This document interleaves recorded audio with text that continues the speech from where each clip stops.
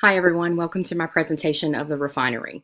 When looking ahead to see what our final project entailed, I was very excited to see that this was one of the options because it gave me a chance to dig deeper into something that is very dear to my heart, as well as tell you guys about what's going on locally in my area. I'm going to start off real quick with an outline, give you an introduction, a little bit of history about the refinery and what their purpose is, what they're here to do.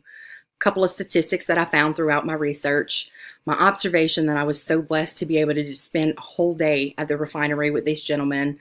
Not only was I blessed because they allowed me to come in, but I am so blessed that the Lord gave me a job that allowed me to take the day off and spend time with these gentlemen and really dig into what they're doing and their purpose here.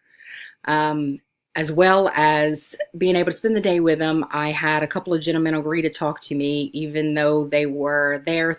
They thought that I was there to analyze them, even though I assured them that I am not qualified for that in any way, shape, or form. But it was fun to sit with them and talk to them and see what they had to say about everything. I'm also going to discuss the role of faith in this program, as well as give you a conclusion. And of course, you'll see my references. In the 2 weeks of this class, we discussed helping the oppressed. Week 2 was tough for me because I immediately thought of these gentlemen and them being oppressed. Again, I was so blessed to be able to spend the day with these gentlemen, as well as their director and their educator, and some of the men that allowed me to speak personally to them one-on-one.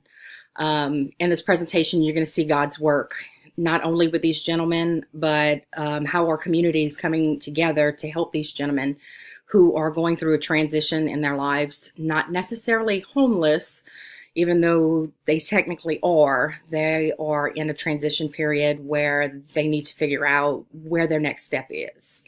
Proverbs 17:5 says, "Whoever mocks the poor shows contempt to their maker. Whoever gloats over despair will not go unpunished." And that's from the New International Version. And these gentlemen, I am in no way, shape, or form mocking. I am actually commending them, as well as the director for getting this going in the direction it's going, and most of all, our community who is stepping up and really providing what this shelter needs. A little bit of history about the refinery. It was established in 1988. According to their director, Mr. Johnny Carrier, it is a home for rehabilitating men in transition through the power of the gospel. They definitely use the gospel in anything and everything that they do here at the refinery. It is a Christ-centered home, but they also teach men trade that help them get on their feet and get back in the working world. It can be agricultural, carpentry, cooking, whatever it is. They do give these men an opportunity to learn a trade, to get back on their feet and really get their lives back together, despite the history of where they've been or what has gotten them in this situation. The home was formerly known as the Opelousas Lighthouse Mission. When I asked why the change recently, he said the name wasn't a part of who they really are and what they're trying to do and be in the community. He said it didn't set them apart from any other mission out there, and Ms. Carrier felt like there was more to what their shelter was than just a lighthouse mission, giving them light in their dark time. The new name is the Refinery, and I absolutely love his response to when I asked him why the Refinery, why was this name chosen to be the new name? And he said that the refinery is like crude oil. He stated, crude oil is not very useful when it's in the ground, but its value and usefulness are known. Once it is refined, it is more valuable, more useful, and more sought after, meaning that these gentlemen are going to be more useful, more valuable, and more sought after, not only to themselves, but to society and their future as a whole. And that was, to me, an amazing statement, and I thought it was great. I do devote my time when at all possible because I can't financially give, but I do devote my time in any help that they might need. My husband and my daughter and I usually bring a birthday cake once a month for everybody who's having a birthday, letting them know that they're not forgotten about, even though they're in this transition phase in their life, and that there's worth fighting for and worth working for because the community loves them and supports them.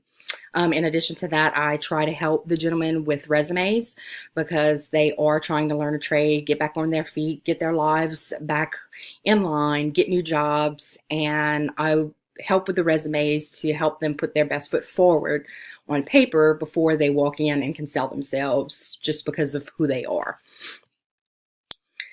Excuse me. The name is not the only thing that changed. As you can see from this picture here, this is the building of the new refinery. The home that they currently have is only capable of housing about 34 residents. This new home that they're building, as you can see in the picture, will house anywhere from 60 to 70 new residents. And in a small town where I'm from and where this is being built, it may not sound like much, but this is huge for a small town like us. And we are very excited to have this come in. And the community has also contributed to this. And I'll tell you a little bit more about that later.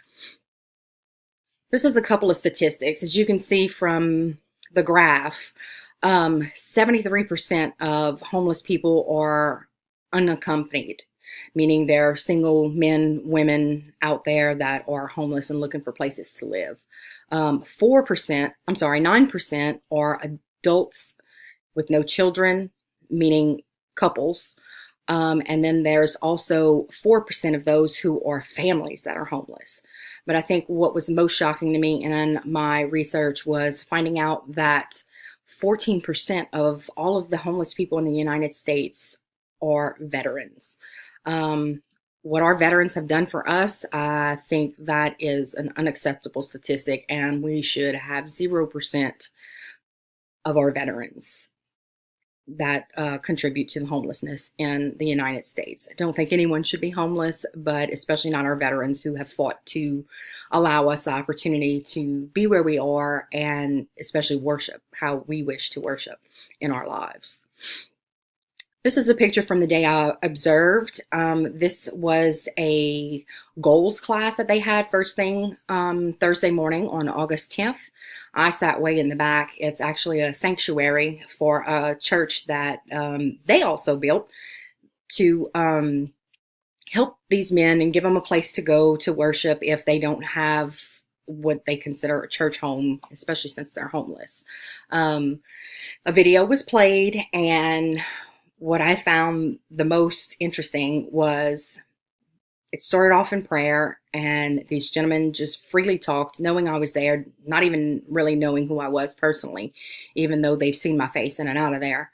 They didn't realize that in addition to having the Lord present, there was actually a dynamic of psychology, because they would all talk. It was like a group psychology session, a group class, and on top of them learning these goals that they talked about and setting these goals for themselves, they were also counseled through their worries of not meeting those goals.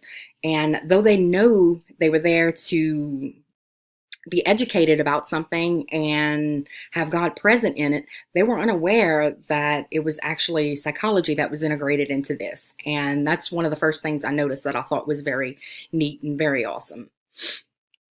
Getting to know the residents, this was probably my favorite part. Starting with Mr. D Anonymous. They did give me authorization to say their names, but I do not have a signed release, so I wasn't comfortable saying their names. So I named them. With Mr. D Anonymous, he is not a believer. He says he does not believe in the same God that I believe in. When I asked him what was different about my God and his God, he said he couldn't tell me because he didn't know my God, so he couldn't judge my God or what I believed. When I asked him what the home meant to him, he said the home meant everything to him. The home is like a family. These men are his brothers, and he is actually the chef there and makes sure that the balances or the meals are well balanced and everyone has something that they like and they all work together. And he said without these gentlemen, he doesn't know where he would be. As far as his goals, he said that he didn't want to work. And when I pointed out to him that he was working in the kitchen, but it didn't feel like work because he enjoyed it, he kind of had to ponder on that for a little while and was like, I still don't think I work, but I think he does. Now, this next gentleman, Mr. M. Anonymous, was absolutely heart-wrenching to speak to. He made a comment that he was tired of being at the bottom. So when I got the chance to talk to him one-on-one, I asked him if he realized what being at the bottom meant. And he said, no, I'm at the bottom. I'm nothing. I'm useless. I'm worthless. And I said, no, you're at the bottom because the only way you're going to go is up. And you are going to go up with God.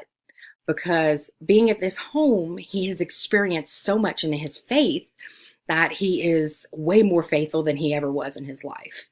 So when we talk about what he has gained, the one thing he kept repeatedly saying is, my faith, my faith. I have God. I've gained God.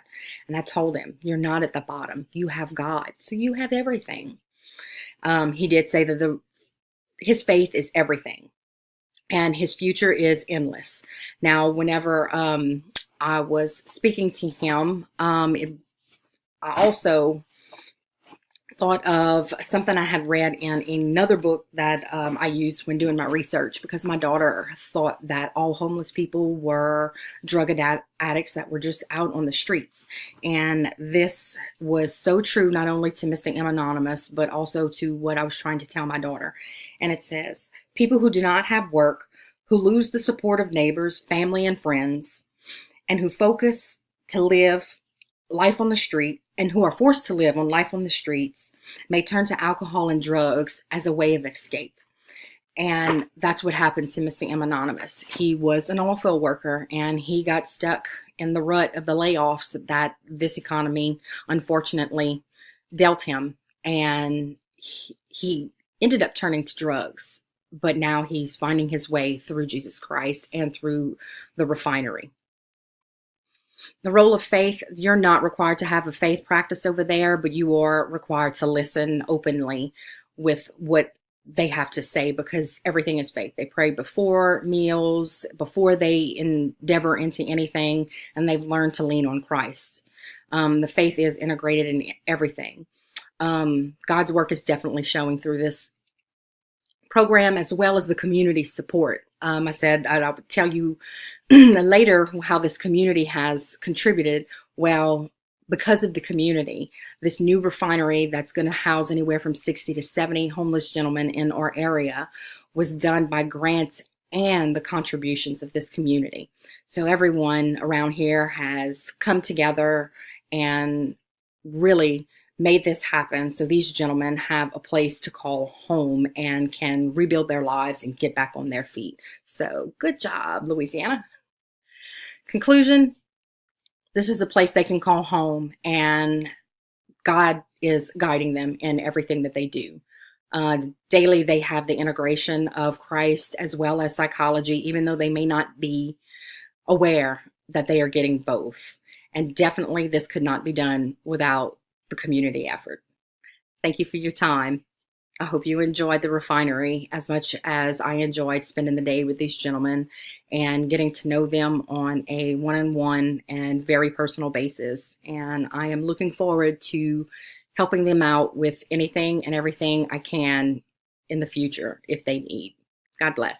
Thank you.